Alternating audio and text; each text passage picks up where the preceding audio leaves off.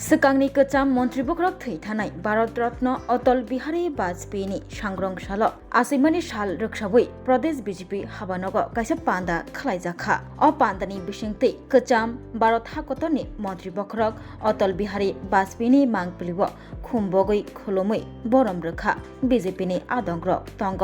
मन्त्रि Tinku Roy Agartala municipal कर्पोरेशननि mayor 7 Ramnagar कन्स्टिट्युएन्सिनि MLA Dipak Majumdar प्रदेश बीजेपीनि जेनेरेल सेक्रेटारि हायकेबा एमएलए भगवान चंद्र दास महिला मोर्चा हास्ते सभानेत्री मिमी मुजुमदार खबै पापिया दत्त तैतंग जुदा जुदा बीजेपीनि आदंजुक संग्रह अशालকক सातानिय मन्त्रि टिंकु राय बसाका प्रशासन ते लुकुरंनि थानी बरक काहाम तंगमानि अटल बिहारी वाजपेयी कामी आमचै हामक्राय ख्लाइमाबाय बाक्सा पारारग स्वराज तै कामिनी हामक्रानि कक वानसुगुई सामुंग ख्लाइलाइखा गोजाम मन्त्रि बख्रक अटल वाजपेयी महात्मा गांधी बबाहायन पारारग स्वराजन मोथांगै नारकना बागै कक सावु अबाहायन ककसाका मन्त्रि टिंकु राय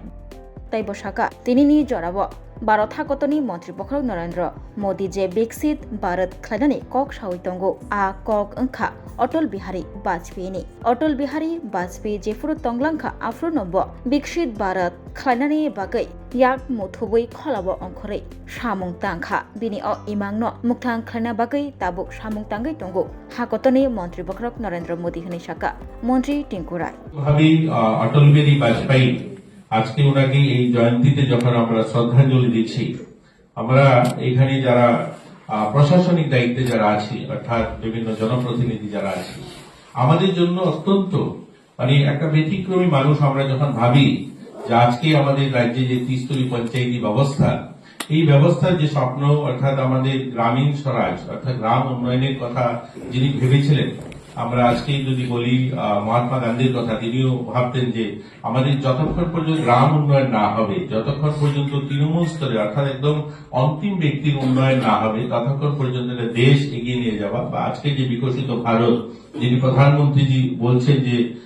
আমরা 100 বছর পূর্তিতে যে ভারতকে বিকশিত ভারত দেখব এই যে স্বপ্নটা এটা যদি ফাউন্ডেশন অর্থাৎ এটা যদি কেউ বীজ রোপণ করে থাকেন সেটা অটল বিহারী বাজপেয়ী করেছেন অটল বিহারী বাজপেয়ী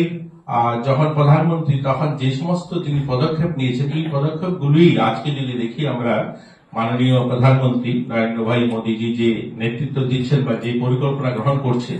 এটারই অঙ্কুর যে বীজ রোপণ করা সেটা কিন্তু অটল বিহারী বাজপেয়ী করে গেছেন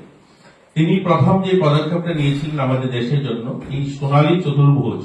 আমাদের ভারতকে 4টা ভাগে তিনি ভাগ করেছিলেন একটা হলো মহারাষ্ট্রের মুম্বাই শহর একটা চেন্নাই শহর একটা কলকাতা শহর একটা দিল্লি শহর তিনি বলছেন ভারতকে যদি উন্নয়নের শিখরে নিয়ে যেতে হয় এই 4টা শহরের কানেক্টিভিটি চাই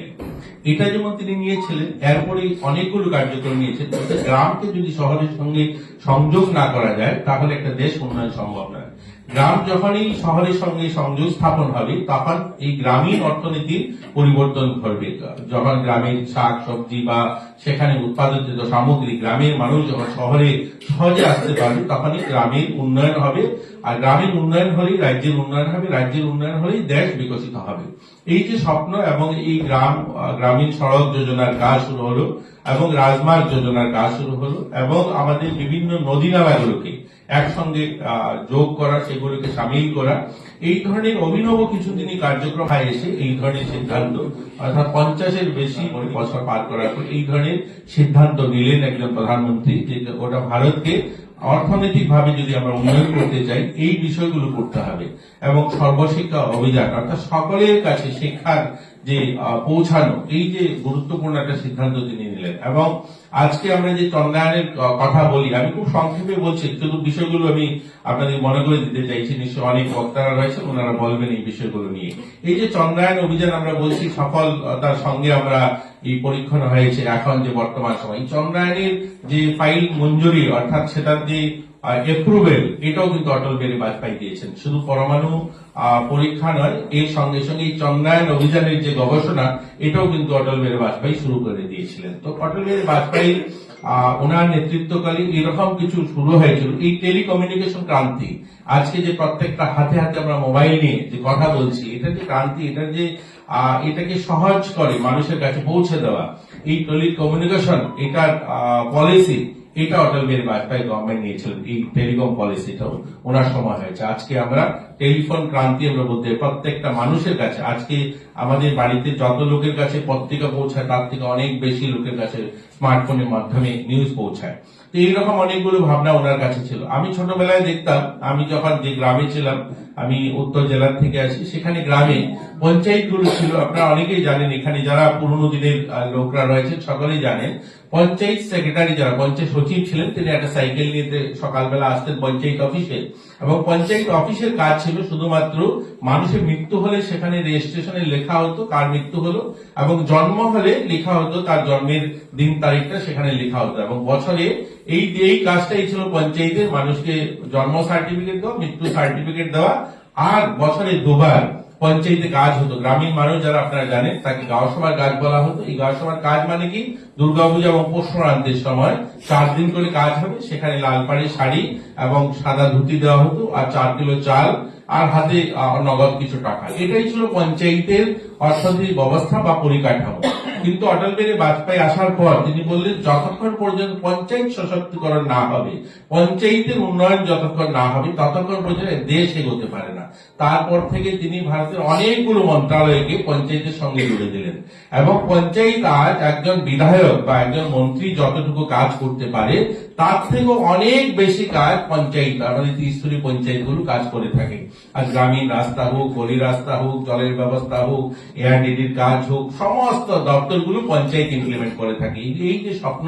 বাস্তবায়ন, যেটা মহাত্মা গান্ধী দেখেছেন বা আমাদের দীনদয়াল উপাধ্যায় দেখেছেন বা শ্যামাপ্রসাদ মুখার্জি যে স্বপ্নগুলো দেখেছেন, এগুলিকে বাস্তব রূপে রূপান্তরিত করা, বাস্তবে ইমপ্লিমেন্ট করা, সেটা অটল বিহারী বাজপেয়ীর দেশ তিনি করেছেন। এইগুলোকে এগিয়ে নিয়ে যাওয়ার কাজ করছেন আমাদের মাননীয় প্রধানমন্ত্রী নরেন্দ্র মোদীজি। আজ সেগুলিকে ইমপ্লিমেন্ট করছেন। আজ আমরা স্বপ্ন দেখছি যে আমরা বিকশিত ভারত 100 বছর পূর্তিতে আমরা করব, সেই দিশাতে দেশ এগোচ্ছে। আর এটা যদি সার্থক রূপ পায় সেই বিকশিত ভারতে, তার সম্পূর্ণরূপে যাকে আমরা আজকে ওনার জন্মদিনে আমরা ওনাকেই শ্রদ্ধা জানাতে হবে, ওনার দিনে এটাকে স্মরণ করতে হবে, ওনার এই ভাবনাটাকেই আমরা বাস্তবিত রূপ দিচ্ছি। এবং সেটা আজ আমি জনপ্রতিনিধি হিসাবে আমি গর্ব করি, এরকম একজন প্রধানমন্ত্রী যিনি দিশা তৈরি করে দিয়েছেন, যিনি নীতি তৈরি করে দিয়েছেন, সেই নীতিটাকেই আমরা বহন করে চলছি। ওনার একজন সৈনিক হিসাবে আজকের দিনে ওনাকে আবারও শ্রদ্ধা জানিয়ে, আপনারা যারা হলে উপস্থিত আছেন আপনাদেরকে শ্রদ্ধা জানিয়ে, শুভেচ্ছা জানিয়ে আমি আমার আলোচনা শেষ করলাম।